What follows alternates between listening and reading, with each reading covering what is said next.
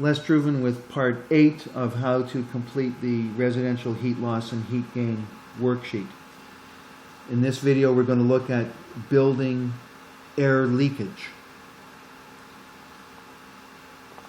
So you'll have to do a little bit of number crunching first because we need to know what the volume of the building is.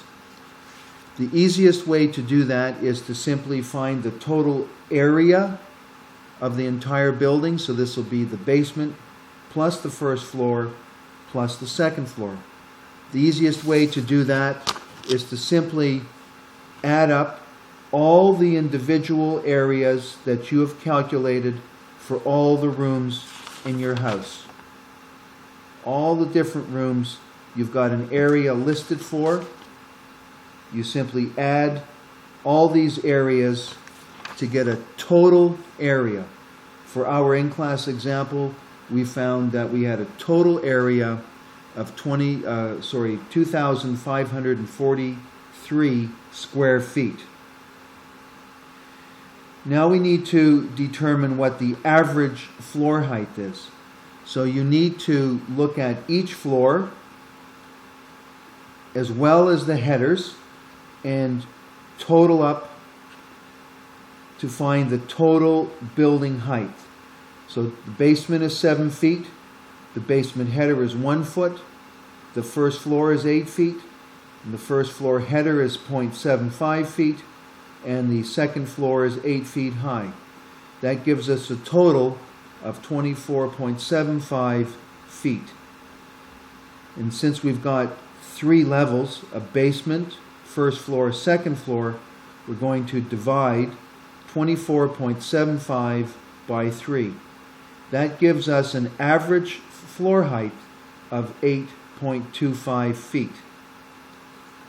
To find the volume, this here volume for the building, simply take the total square footage, 2543, times your average wall height, in this case 8.25, and that gives us a total of 20,980 cubic feet. Now we need to complete this equation for the heat loss for the air leakage. This value B is a constant, and for imperial calculations it's 0.018.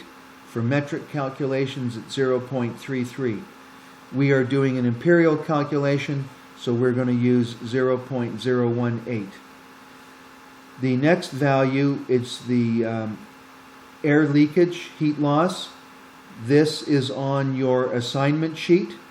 Simply take the number that's on your assignment sheet, information sheet, and plug it into the equation in this spot. You've got your building volume, and you've got your delta T for the winter. So simply do the math, and we come up with 4,802 BTUs. Similarly, you're going to do the same thing for the heat gain. The constant will be the same. However, your heat gain air leakage factor will be different than the heat loss air leakage factor, but again, it comes from your information sheet. Plug it into the equation here. Same volume. The delta T for your summer is much smaller than your heat loss. So you've got, in this case, 13. So when you do the math, we get a total of 94 BTUs.